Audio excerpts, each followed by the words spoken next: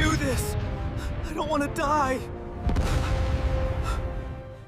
Dari 10 orang kru di dalam bomber B-17, ada satu posisi yang paling ditakuti. Sebuah pekerjaan yang oleh banyak orang dianggap sebagai pekerjaan paling berbahaya. Lihatlah ke bagian bawah pesawat ini. Menggantung sebuah bola logam terisolasi penuh dari kru lainnya. Disinilah seorang ball turret gunner menghabiskan misinya. Terkurung di ruang sempit berdiameter 1,2 meter dalam suhu beku yang bisa mencapai minus 45 derajat Celcius.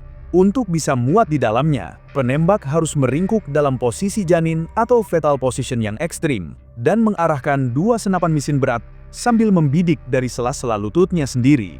Namun, klaustrofobia ekstrim dan radang dingin bukanlah musuh terbesarnya. Musuh terbesarnya adalah desain dari turret itu sendiri. Karena di dalam ruang yang sesak itu, ada satu benda vital yang tidak akan kamu temukan, yaitu parachute. Jika pesawat ini tertembak jatuh, sang penembak adalah orang terakhir yang bisa melarikan diri. Itu pun jika dia beruntung. Ini adalah kisah mengapa menjadi ball turret gunner adalah salah satu pekerjaan paling menyedihkan di Perang Dunia Kedua. Di awal Perang Dunia Kedua, Angkatan Udara Amerika Serikat memiliki sebuah kebanggaan, yaitu Boeing B-17, sebuah bomber strategis yang revolusioner. Dengan selusin senapan mesin kaliber 50 yang menyembul dari hampir setiap sudut, seorang jurnalis yang terkesan menjulukinya Flying Fortress atau benteng terbang. Nama itu terdengar hebat, tangguh, tak terkalahkan. Sayangnya, nama itu menutupi sebuah kebenaran yang pahit. Benteng ini punya satu cacat desain yang fundamental, sebuah kelemahan yang sangat fatal. Lihat di sini, di bagian perutnya, kosong. Para pilot Luftwaffe Jerman yang sudah kenyang pengalaman tempur dengan cepat menemukan titik buta ini. Taktik mereka sederhana, namun brutal. Mereka akan terbang di bawah formasi B-17, aman dari jangkauan senapan di hidung, ekor, dan atas pesawat. Lalu, mereka akan menembak lurus ke atas, menghancurkan bagian perut pesawat yang paling rentan. Bagi kru Amerika, ini adalah mimpi buruk. Mereka ditembaki dan tidak bisa membalas. Para insinyur di Boeing jelas panik. Mereka harus segera menutup lubang ini. Solusi pertama yang mereka coba adalah sebuah turret remote, sebuah sistem yang dikendalikan dari dalam kabin. Idenya terdengar canggih untuk tahun 1940-an. Namun, dalam prakteknya, bencana. Sistemnya terkenal rumit, sulit membidik target yang bergerak cepat, dan sering macet di tengah pertempuran. Amerika butuh solusi yang lebih pasti. Jika teknologi remote gagal, mereka harus kembali ke cara lama. Mereka harus menempatkan sepasang mata dan sepasang tangan manusia tepat di jantung bahaya. Maka, lahirlah sebuah inovasi yang kelak menjadi simbol dari klaustrofobia dan kengerian. Sperry A2 Ball Turret, sebuah bola logam dan plexiglass yang dirancang untuk digantung tepat di blind spot itu. Dan tugasnya, menjadi umpan sekaligus pembalas. Kalau kamu melihat ball turret secara langsung, satu hal yang langsung mengejutkan adalah ukurannya. Diameternya hanya 1,2 meter. Desain yang sangat sempit ini bukanlah sebuah kesalahan, itu adalah sebuah keharusan teknis. Para insinyur harus meminimalkan hambatan aerodinamika atau drag sebisa mungkin. Semakin besar tonjolan di bawah perut pesawat, semakin lambat B-17 itu terbang, dan semakin banyak bahan bakar yang dihabiskannya. Efisiensi teknis ini bagaimanapun harus dibayar mahal oleh manusianya.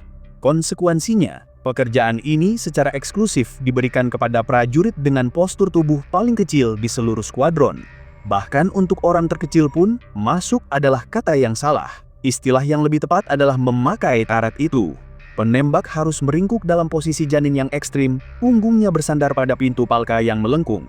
Kakinya ditekuk hingga ke dada, dan dia membidik senapan mesinnya dari sela-sela lututnya sendiri. Ini adalah posisi yang dipaksa, yang harus mereka tahan, seringkali selama 8 hingga 10 jam misi tanpa jeda. Prosedur operasionalnya menambah lapisan bahaya lain.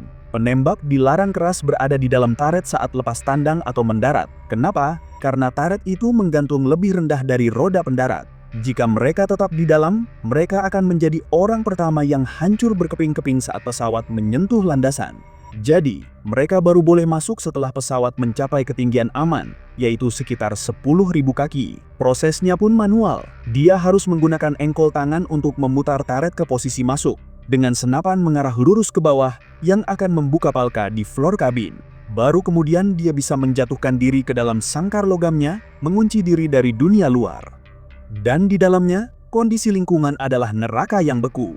Turret ini hanyalah cangkang tipis dari aluminium dan plexiglass. Dia tidak memiliki pemanas ataupun insulasi. Di ketinggian jelajah 25.000 kaki, suhu di luar anjlok hingga minus 45 derajat Celcius, dan suhu di dalam turret tidak jauh berbeda. Satu-satunya yang menjaga penembak dari radang dingin adalah setelan terbang berpemanas listrik. Jika listrik itu putus, dia akan membeku. Tapi, masalah terbesar di ketinggian adalah oksigen. Turret ini dirancang untuk berputar 360 derajat. Artinya, dia tidak bisa terhubung ke sistem oksigen pesawat. Selangnya pasti akan terlilit dan putus. Solusinya adalah sistem oksigen terpisah. Penembak bergantung pada tabung oksigen portable yang dipasang di dalam turret. Masalahnya, satu tabung hanya bertahan sekitar 2 jam. Jika misinya lebih lama dari itu, dia harus bergantung pada waist gunner atau penembak samping di atasnya untuk membukakan palka dan mengganti tabung oksigennya. Semua itu mungkin saja dilakukan di tengah pertempuran sengit. Semua siksaan fisik ini, posisi janin yang menyakitkan, prosedur masuk yang rumit, dan udara beku yang menipis, harus mereka tanggung bahkan sebelum satu peluru pun ditembakkan.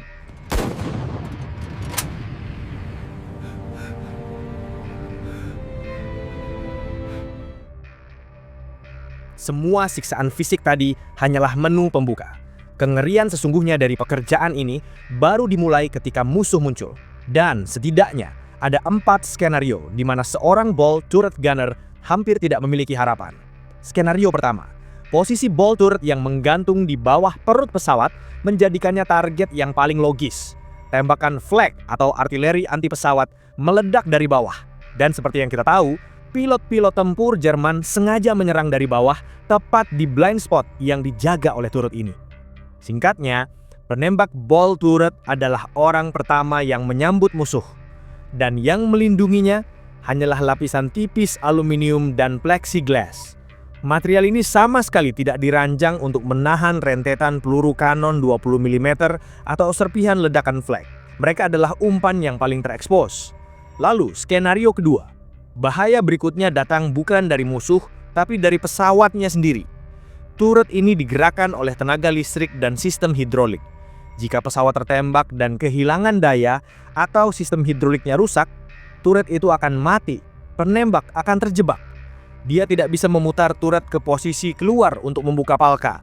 Dia akan terkunci di dalam bola logamnya menjadi penumpang pasif. Sementara pesawatnya mungkin sedang terbakar hebat atau menukik jatuh ribuan meter ke bumi.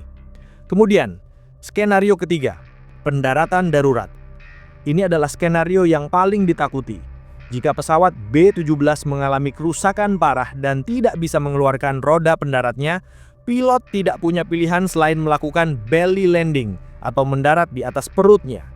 Bagi kru lain di dalam kabin, itu adalah prosedur yang keras namun masih bisa diselamatkan. Bagi ball turret gunner, itu adalah hukuman mati. Turret yang menggantung adalah bagian pertama yang akan menghantam tanah. Dalam sepersekian detik, benturan itu akan menghancurkan bola logam tersebut beserta isinya. Tidak ada peluang selamat. Dan skenario keempat adalah masalah parachute. Ini bukan karena kelalaian, ini murni karena fisika. Di dalam bola sempit itu tidak ada satu inci pun ruang tersisa untuk menyimpan parachute. Penembak tidak bisa memakainya. Parachute standar seorang kru, sebuah chest pack, disimpan di dalam kabin di atasnya. Sekarang, mari kita bayangkan skenario paling umum. Pesawat tertembak fatal dan alarm bailout berbunyi di seluruh intercom. Bagi kru lain, itu adalah sinyal untuk bergegas ke pintu keluar. Bagi ball turret gunner, itu adalah awal dari serangkaian prosedur yang hampir mustahil. Pertama, dia harus sadar dan tidak terluka. Kedua, listrik di pesawatnya masih harus menyala. Ketiga, dia harus menggunakan tuas kontrol untuk memutar turret ke posisi keluar yang presisi. Keempat, dia harus membuka palka, melawan gaya G jika pesawat menukik, dan menarik dirinya naik ke kabin yang mungkin sudah penuh asap atau api. Kelima, Dia harus menemukan parasutnya di tengah kekacauan itu, memakainya dengan benar, dan baru kemudian melompat. Bagi Ball turut Gunner, alarm bailout seringkali bukanlah sinyal penyelamatan. Itu adalah vonis kematian. Statistik ini bukan hanya angka, ini adalah kenyataan yang dihadapi manusia nyata dengan kisah-kisah yang melampaui imajinasi liar kita.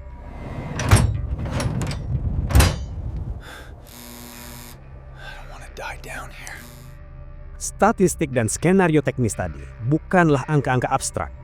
Itu adalah kenyataan yang dihadapi oleh manusia-manusia nyata. Dan di antara ribuan misi, ada dua kisah yang mewakili dua sisi ekstrim dari takdir seorang Ball Turret Gunner. Kisah pertama adalah tentang kemauan keras melawan skenario terburuk. Pada 1 Mei 1943, Sersan Maynard Snuffy Smith, seorang prajurit yang tidak disukai krunya, terjebak dalam misi pertamanya. Pesawatnya dihantam flak di atas Brest, mematikan listrik turretnya. Di atasnya, kabin terbakar hebat. 3 kru panik dan melompat keluar. Smith berhasil keluar secara manual dan mendapati dirinya sendirian di neraka. Selama 90 menit, dia seorang diri melakukan 3 hal. Melawan api, bahkan menggunakan air kencing saat pemadam habis. Memberi tolongan pertama pada penembak ekor yang terluka. Dan melompat antara 2 waist gun yang kosong untuk menembaki pesawat tempur musuh. Snuffy Smith berhasil menyelamatkan pesawatnya dan dianugerahi Medal of Honor. Kisah kedua adalah tentang apa yang terjadi ketika semua pilihan dirampas. Sersan Alan McGee sedang dalam misi ketujuhnya di atas Flag City, Saint-Nazaire. Sebuah ledakan flak melukainya saat dia masih di dalam turret. Dia berhasil keluar hanya untuk menemukan mimpi terburuknya. Parasutnya telah hancur oleh serpihan ledakan. Saat dia mencari cadangan, FW-190 merobek sayap pesawatnya. McGee pingsan dan terlempar keluar dari ketinggian 20.000 kaki tanpa parasut. Dia siuman saat sedang jatuh bebas. Sadar ajalnya tiba, dia pasrah dan berdoa. Namun, Alan McGee tidak mati. Dia menghantam atap kaca stasiun kereta api Saint-Nazaire. Kaca itu pecah, secara ajaib memperlambat jatuhnya.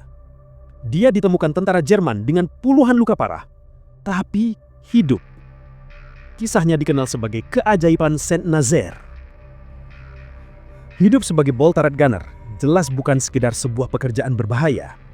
Itu adalah bentuk siksaan psikologis dan fisik yang unik dalam sejarah peperangan. Ini adalah sebuah konflik berlapis. Bukan hanya manusia melawan manusia, tapi juga manusia melawan mesin, melawan desain turret yang mengurung mereka. Dan yang paling krusial, ini adalah pertarungan manusia melawan probabilitas, melawan statistik dan skenario fatal yang tampaknya menumpuk untuk melawan mereka. Kisah Maynard Snuffy Smith dan Alan McGee adalah dua sisi ekstrim dari koin yang sama. Smith adalah anomali dari kemauan keras yang berhasil mengalahkan skenario terburuk. McGee adalah anomali dari keajaiban murni yang menentang hukum gravitasi. Tapi bagi ribuan penembak lain yang namanya tidak tercatat dalam sejarah, mereka yang terjebak di dalam turret yang mati atau mereka yang hancur saat belly landing, mereka adalah prajurit-prajurit pemberani yang secara sadar setuju untuk terbang di dalam peti mati mereka sendiri. Gimana menurut kalian? Tulis pendapat kalian di kolom komentar ya. Terima kasih sudah menonton. Jangan lupa like, subscribe Kopral Gondrong, dan nyalakan lonceng notifikasi agar kamu nggak ketinggalan analisis berikutnya. Sampai jumpa.